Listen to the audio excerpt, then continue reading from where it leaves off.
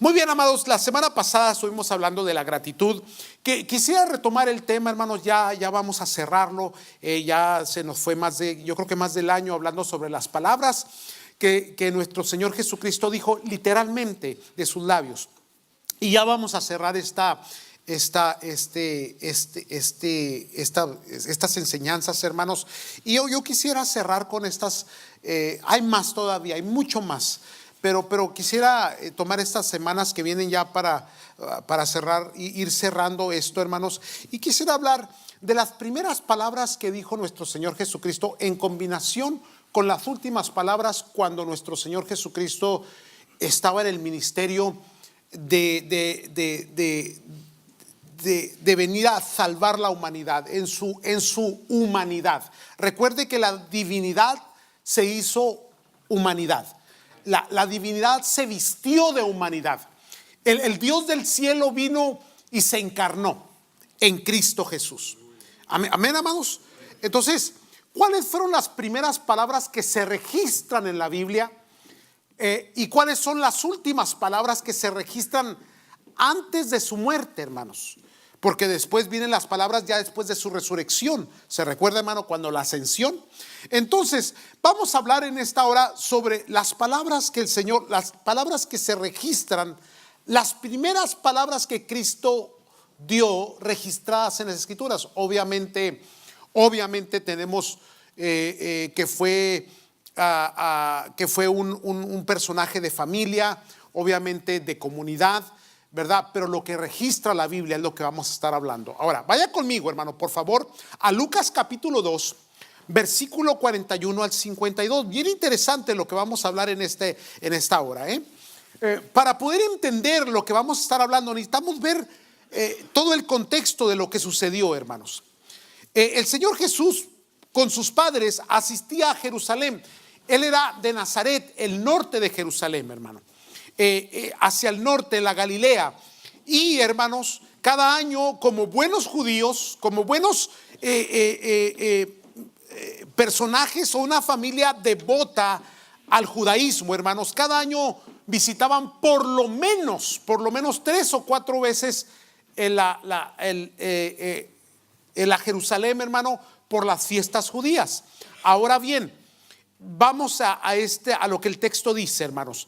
Lucas capítulo 2 versículo 41 dice: iban sus padres todos los años a Jerusalén en la fiesta de la Pascua. Recuerde que también estaba la fiesta del Pentecostés, la fiesta de las otras fiestas, ¿sí?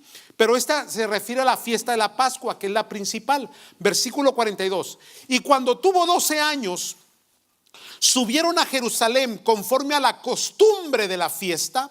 Versículo 43: al regresar ellos, acabada la fiesta, se quedó el niño en Jerusalén sin que lo supiera José y su madre. Versículo 44: y pensando que estaba entre la compañía, anduvieron camino de un día.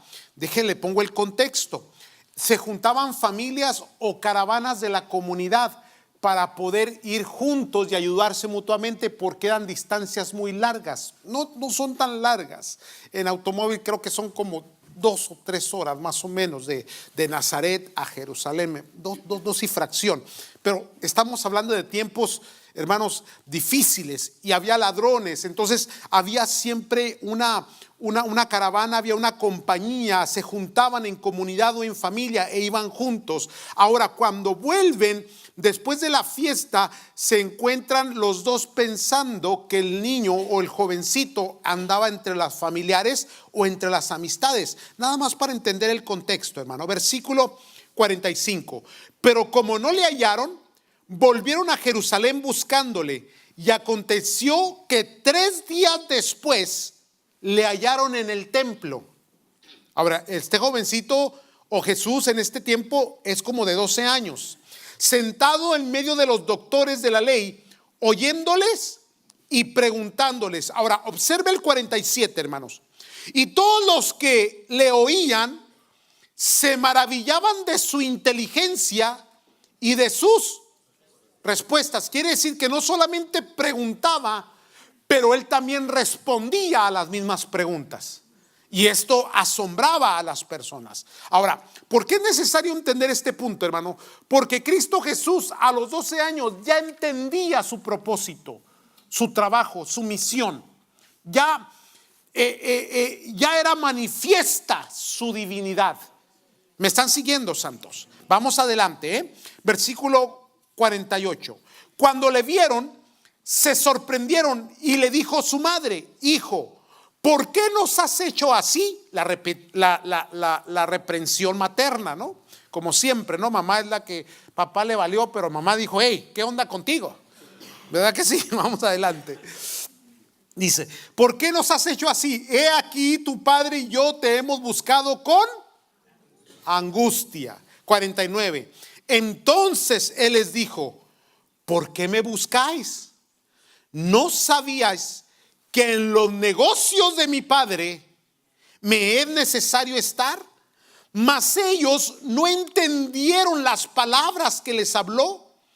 Y descendió con ellos y volvió a Nazaret, y estaba sujeto a ellos, y su madre guardaba todas estas cosas en su corazón.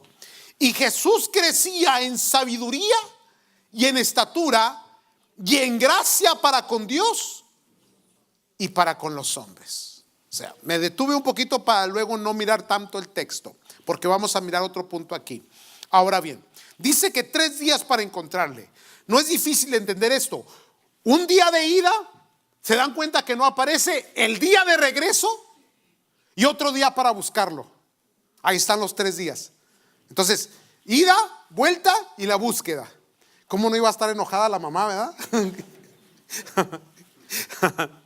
Sí. Ahora, ahí aparecen sus primeras palabras, hermanos. Sus primeras palabras registradas en las Escrituras. Recuerden, hemos estado hablando de las palabras que salieron de nuestro Señor Jesucristo. Y las palabras que salieron, versículo 46 dice: entonces Jesús, no, discúlpeme, me perdí. Sí, 49. Entonces les dijo: ¿por qué me buscáis? ¿No sabéis que en los negocios de mi Padre me es necesario estar? En los negocios de mi Padre me es necesario estar. 2 cosas importantes aquí, hermanos, en este punto. ¿Okay? El primero es: todo giraba en cuestión de dónde estaba el Señor Jesús. ¿Dónde? Y en otra palabra bien importante, necesario. ¿Dónde? Y necesario. Sígame, yo sé que estoy un poquito aburrido, pero ahorita me va a entender. Sígame. Todo giraba en cuestión de dónde. Un adverbio relativo que explica en el qué, en el cual o en qué. O sea, Cristo está en los negocios de su Padre Celestial, en Dios. ¿En dónde? En el templo. ¿Haciendo qué? Hablando de las cosas divinas. ¿Me están siguiendo, santos? Entonces, esas fueron sus primeras palabras: en estos negocios quiero estar. Ahora, las últimas palabras, nomás para entrar ya para relacionar bien los textos, hermanos. Lucas 23:46 dice: entonces Jesús, clamando a gran voz, dijo: Padre, en tus manos encomiendo mi espíritu. Y habiendo dicho esto, expiró. Las primeras y las últimas palabras en su obra humana, hermanos, en su expresión humana. Ahora, todo esto tiene que ver, hermano, en relación con el Padre. Empieza con el Padre y termina con el Padre. ¿Me están siguiendo?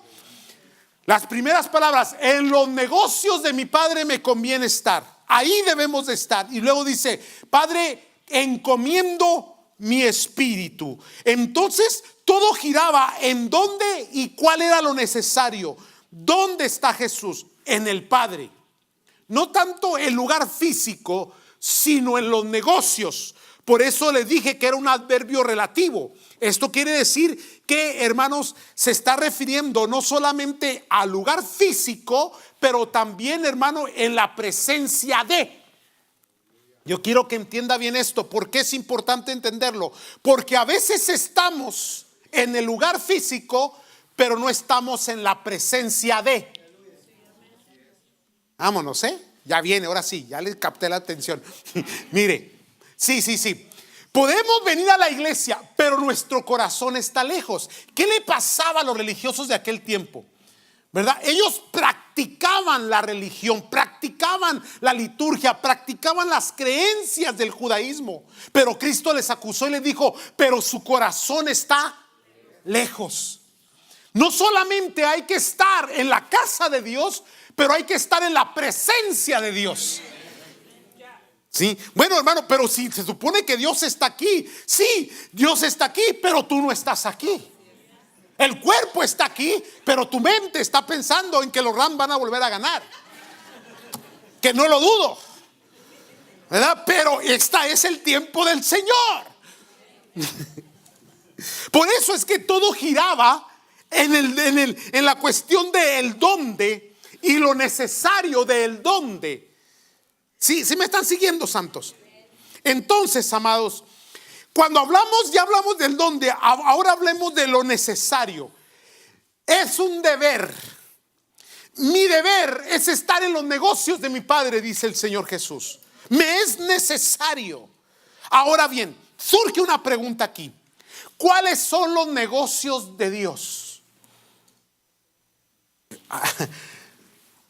Le dice a su papá y a su mamá, en los negocios de mi Padre. Pero dice que ellos no le entendieron lo que quería explicarles. Ahora bien, no creo que nadie lo haya entendido. Más bien lo que tenemos que hacer nosotros para comprender cuáles son los negocios de Dios es cuidadosamente ir a la lectura de los evangelios. Y por ejemplo, tomaremos Juan en esta ocasión, el evangelio de Juan, y buscaremos en donde dice la palabra es necesario. Porque lo que es necesario es la voluntad y los propósitos de Dios. Mira, ¿por qué es importante que entiendan la palabra es necesario? Necesito estar. Es un deber estar. Porque cuando Dios define o demanda algo, no se le puede llevar la contra. El Señor Jesús le dijo a Saulo de Tarso, después Pablo, dura cosa te es dar coces contra el aguijón. Porque a veces, hermano, ir en contra de la voluntad de Dios es golpearnos a nosotros mismos. Es martirizarnos. Es, hermanos, fracasar literalmente. La gente cree que puede caminar sin Dios o ignorar los propósitos, la palabra, la voluntad de Dios, los mandamientos de Dios, hermanos. Y creemos que ignorándolos van a desaparecer. No es así, hermano. Dios tiene un propósito, Dios tiene una voluntad, Dios tiene una revelación para su pueblo. Y Dios está esperando que el pueblo obedezca y se someta al programa divino. Y cuando no lo haces, es cuando vienen los problemas. Ahora bien, por ejemplo, ¿cuáles son los negocios de Dios? Los negocios de Dios, el primer negocio de Dios son las almas. Y aquí va, no es el dinero. No es el dinero. Yo sé que usted escucha mucho a los que están en televisión y el negocio de Dios es hacer dinero. No, el negocio de Dios es salvar las almas. A eso vino Cristo, a salvar lo que se había perdido, hermano. Entonces nosotros entramos en los negocios del Padre, porque en esos negocios es donde está su voluntad, donde está su bendición y donde están sus propósitos para nosotros. Entonces nosotros podemos girar, trabajar, rondear, pero dentro de esa esfera que se llama negocios del Padre. Por ejemplo, Juan capítulo 3 versículo 13 al 15. Otra vez, Juan capítulo 3 versículo 13 al 15. Dice, nadie subió al cielo sino el que descendió del cielo, refiriéndose a Cristo. El Hijo del Hombre que está en el cielo. Nunca dejó de estar porque el Padre es la misma sustancia y estaba en el cielo. ¿Me están siguiendo, santos? 14. Y como Moisés levantó la serpiente del desierto, y luego dice la escritura aquí, hermano, estoy leyendo el versículo 14. Así es necesario que el Hijo del Hombre sea levantado para que todo aquel que en él cree no se pierda, mas tenga vida eterna. ¿Cómo se levanta? En una cruz y se exhibe para que todo aquel que pueda creer en ese sacrificio no se pierda, mas tenga la vida eterna. Pero era necesario. Por eso Cristo está en el Getsemaní orando: Señor, si es posible, Padre, pase de mí esta copa, pero no se haga mi voluntad sino la tuya. Y él tuvo que ir a la cruz y tuvo que ser levantado y tuvo que morir para de esa manera poder limpiarte de tus pecados. Era necesario. Hay cosas que son necesarias. Te es necesario nacer de nuevo. Te es necesario recibir a Cristo. Te es necesario vivir para el Señor. Por eso le digo, una cosa es estar, pero sin el corazón. Ah, caray. ¿Cuál es el negocio del Padre? Salvar. Otra escritura, Juan capítulo 4 versículo 4, bien interesante. ¿Cuáles son los negocios del Padre? Los negocios del Padre es salvar. Los negocios del Padre es buscar y encontrar. En Juan capítulo 4 versículo 4 dice: y le era necesario pasar por Samaria. Ahora, el judío de aquel tiempo le sacaba la vuelta a Samaria. ¿Por qué? Porque había cierto pleito, cierta contienda étnica entre samaritanos y judíos. No solamente la cuestión étnica, pero también la cuestión religiosa. Los samaritanos eran una combinación de judíos con paganos. Y los judíos se autonombraban a sí mismos como puros en lo que es el medio ambiente judaizante, hermano. Entonces, amados de Dios, ellos no creían en ellos y no tenían por qué tener una comunión con ellos. Por lo tanto, samaritanos y judíos no se entendían entre sí. Muy parecido a lo que pasa hoy, ¿verdad que sí? Bueno, la cuestión aquí es que Cristo dice, o dice la palabra, le era necesario. ¿Por qué le era necesario? Porque hay ciertas circunstancias, y aquí viene algo muy especial. Lo circunstancial viene de Dios. Viene de Dios. No son accidentes. Dios tiene un programa especial. El Señor Jesús llega, se sienta en el pozo de Jacob. Los discípulos se van a la ciudad a buscar de comer, se queda solo y en eso llega ¿quién? La mujer conocida como la mujer samaritana. Hay una discusión entre ellos dos sobre religión y cuánta cosa. El Señor Jesús le dice: si tú bebieres de esta agua, jamás volverás a tener sed. Cuando ella vuelve a su pueblo, vuelve a su gente, les habla del Cristo que conoció en el pozo. Y la gente viene a Cristo y comienza a decir: ahora creemos no solamente por la palabra de esta mujer, sino también por tu palabra. Qué tremendo, hermano. Se convirtió en una mujer evangelista. No me salga con que Dios no usa a la mujer y la mujer no tiene ministerio. Aquí está. ¿Siguen aquí? Ahora, le era necesario, ¿por qué? Porque Cristo vino a buscar y a encontrar. Quiere decir, hermano, que todo lo que pasa en tu vida, que a veces dices es algo circunstancial, no, es un programa de Dios. La razón por qué estás aquí es porque hay un programa de Dios para tu vida y hay una palabra y una revelación de Dios para tu vida. Y yo sé que viniste arrastrando la cobija, y yo sé que a lo mejor te trajeron de las orejas, como haya sido. El caso es que estás oyendo la palabra de Dios. circunstancial.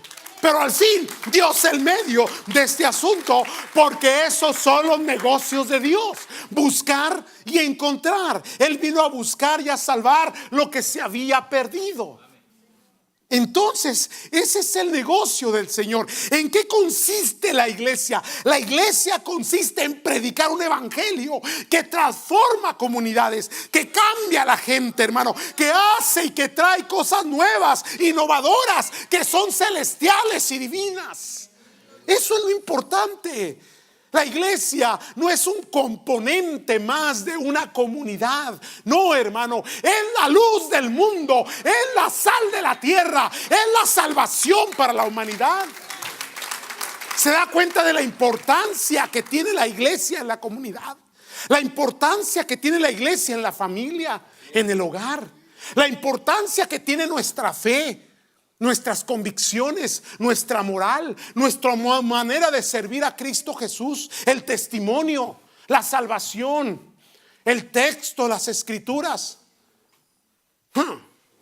Siguen aquí, en los negocios de mi Padre. ¿Dónde le conviene estar a usted? En los negocios de su Padre. ¿Qué anda en los negocios de allá afuera? No, métase con el Padre. Este está muy bueno. ¿Cuáles son los negocios del Padre? Sanar.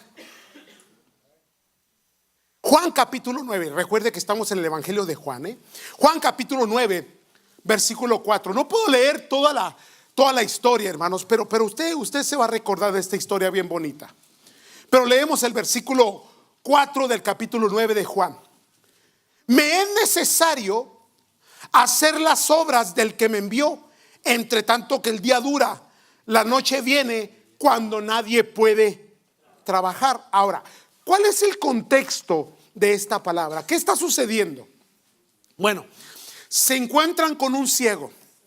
Los discípulos le preguntan al Señor Jesús: ¿quién pecó, este o sus padres, para que este estuviese ciego? Consecuencia del pecado, según el pensamiento. Jesús les dice: miren, muchachos, no es que haya pecado ni sus padres ni él, sino que esto que él tiene es para que el nombre del Padre sea glorificado. Aleluya. Para la manifestación y la gloria de Dios.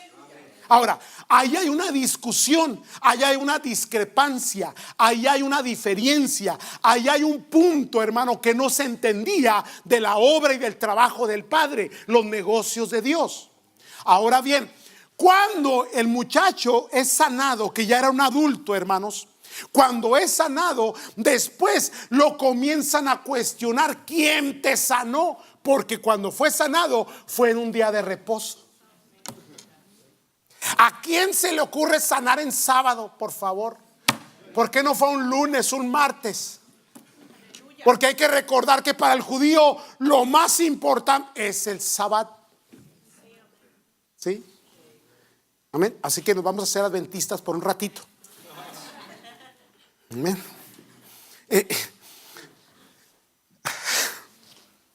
Porque el corazón está lejos. El Señor Jesús cuando cuestionó este punto del sábado en el corazón de las personas, le dice: ¿quién de ustedes que haya perdido una oveja no sale el sábado a buscarla, a trabajar? Porque más importante es el alma que el sábado mismo. Otra vez vuelvo a repetir: Dios está en el negocio de salvar almas. Para Él lo más importante es tu alma.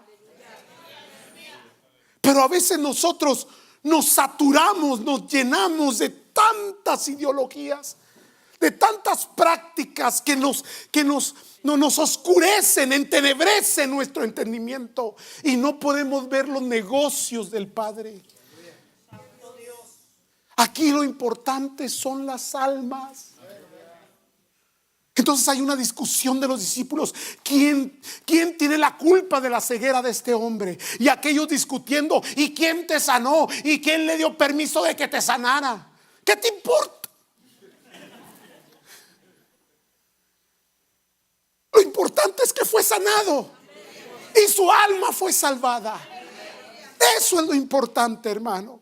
Entonces dice la escritura una vez más, vuelvo a la lectura, capítulo 9, versículo 4. Me es necesario hacer las obras del que me envió. Me es necesario, dice el Señor Jesús. No importa las discusiones, no importa lo que la gente piense o deje de pensar, interpreten o dejen de interpretar. Dios nunca va a parar de salvar las almas, hermano. Dios va a seguir tocando vidas y tocando corazones, amados.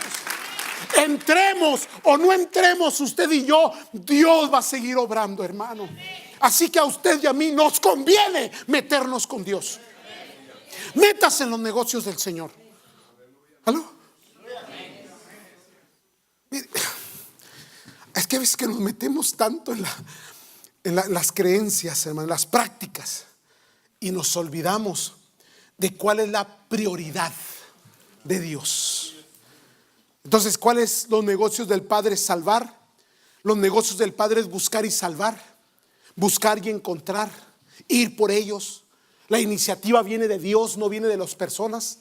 Dios va a seguir tocando corazones. Dios va a seguir poniendo circunstancias y situaciones, hermanos, que a veces parecen adversas, pero al último no son más que la obra de Dios para alcanzar un alma. ¿Dónde es tocada un alma? Cuando las cosas están caminando mal, cuando está en enfermedad, cuando está en bancarrota, cuando está en algún problema, en alguna dificultad que hace, clama a Dios y Dios responde con amor, hermano. Entonces Dios pone situaciones, circunstancias difíciles para que la gente pueda comprender y entender. A veces la gente tiene que llegar hasta el fondo para poder voltear hacia arriba. ¿Hasta cuándo vas a oír? Ya estoy regañando, ¿verdad? Entonces, ¿cuál es el negocio del Señor? Salvar. ¿Cuál es el negocio del Señor? Buscar y encontrar. ¿Cuál es el negocio del Señor? Sanar al enfermo, levantarle, restaurarle. Pero hay uno más, hermanos. Juan 10, capítulo 14 al 16. Bien tremendo este. Juan capítulo 10. Jesucristo dijo: yo soy el buen pastor. ¿Se recuerda? Los que leen la Biblia, los que no duerman su rato, les va. 14. Yo soy el buen pastor y conozco mis.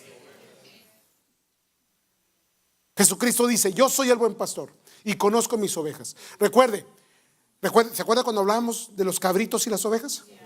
¿De dónde queda usted? ¿Ya supo dónde? Muy bien. ¿Izquierda o derecha? Ya sabe, ¿verdad? Muy bien.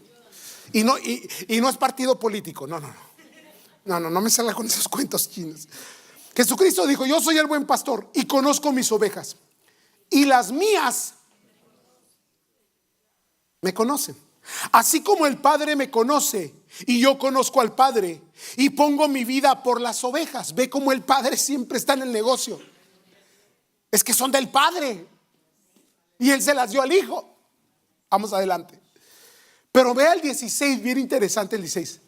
También tengo otras ovejas que no son de este redil, porque la salvación viene de los judíos. Y cuando Cristo envió a los 70, les dijo: vayan y no entren a casa de gentiles, porque no era su tiempo todavía. La referencia de Cristo es la humanidad. Y en esos otros, ahí estamos usted y yo. ¿Sí? Ahora sígame, ¿eh? También tengo otras ovejas que no están en este redil. Aquellas también, ¿qué dice su Biblia?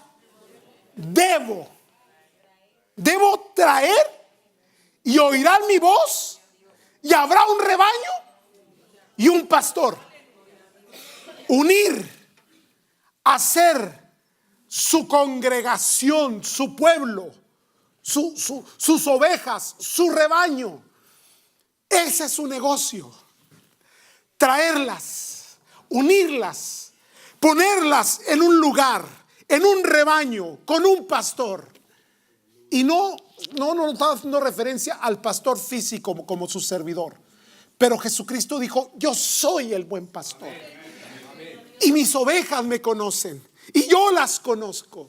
Y ese es el negocio del Padre: traer esas ovejas, salvarlas y luego revelarse a ellas. Y que esas ovejas sean partícipes de la operación, de la obra, de la voluntad, del programa divino, hermano. Hermanos, no se te olvide, tú estás adentro, no afuera. Y si todavía le andas sacando la vuelta, métete ya, pues. Vamos adelante. El último, y esta está buenísima. Juan capítulo 20. Recuerde que nos quedamos en Juan. Juan capítulo 20, versículo 8 al 10, hermanos. Ya Jesucristo murió en la cruz del Calvario. Ya le dijo al Padre: encomiendo mi espíritu. Pero mire esto. Me parece que es Pedro y Juan que van corriendo que registra la escritura, el texto, que van corriendo a ver la tumba porque se les había avisado que Cristo había resucitado. Entonces entró, versículo 8, entonces entró también el otro discípulo que había venido primero al sepulcro. Se cree que Juan corrió más rápido porque estaba más joven y Pedro estaba más... Cuando lleguen a mi edad me van a entender. ¿Ok? Dice, al sepulcro y vio y creyó. Versículo 9. Pero aún no habían entendido la escritura. Mire lo que dice ahí. Que era necesario. Por eso le digo, la palabra necesario. Hay cosas que no se pueden evitar. Le era necesario pasar por Samaria. Le era necesario llegar a tu casa. Le era necesario salvarte a ti porque tú eres el testimonio para tu familia. Le es necesario que tú escuches la palabra. Es necesario que entiendas. Es necesario que te entregues. Es necesario. Porque esos son los negocios del Padre. Y esta es la culminación de la máxima necesidad. Era necesario que Él resucitase de los muertos. Porque en su resurrección está nuestra victoria. Porque en su resurrección está la vida eterna. Porque en su resurrección, hermano, está nuestra paz, nuestro gozo y nuestra eternidad. Tremendo, hermano. Es necesario. Ahora entiende por qué el Señor Jesús le respondió de esa manera a María y a José. Estábamos preocupados por ti. ¿No sabías que en los negocios de mi Padre me es necesario estar? Para cerrar, ¿cuáles son tus prioridades? Muy buena pregunta.